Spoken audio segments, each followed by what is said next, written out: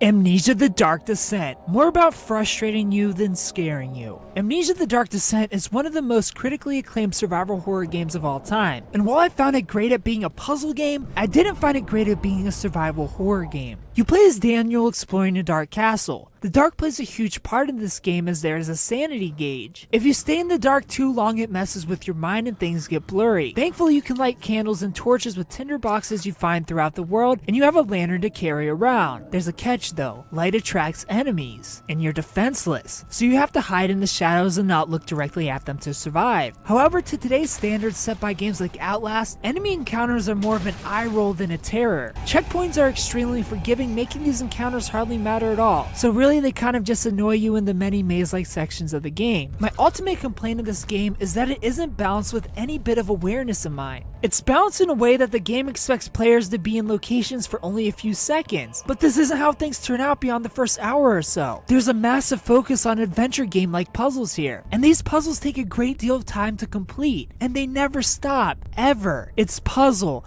after puzzle after puzzle after puzzle. To solve these puzzles, you have to find 3 to 6 different items in different areas, combine them, put them in the right spot, and do it again and again. And it's not even that simple. Remember the dark castle part? That lantern you're carrying around, it needs oil to work. And oil is far too scarce in this game, leading you to be lost in a dark maze, feeling around for an object or an area to progress. And it's an insane nuisance. The dark isn't scary, it's just annoying. This is a puzzle game, for crying out loud. I need to see things. Way too much backtracking for oil to run out as fast as it does, or to be so limited as it is. The game has basically solved these way too frequent puzzles by feeling around in the dark, while we annoy you with levels that feel like mazes and sometimes an enemy to get in your way. Amnesia is still a great game. It's just not great at what it sets out to do. It gets your brain going, it gets the wheels spinning, but it doesn't get your heart racing. If you like to be annoyed while you try to figure out puzzle solutions, this is a great game. But if you're looking for something to make you sit on the edge of your seat while you desperately cling on to hopes of finding a solution to escape,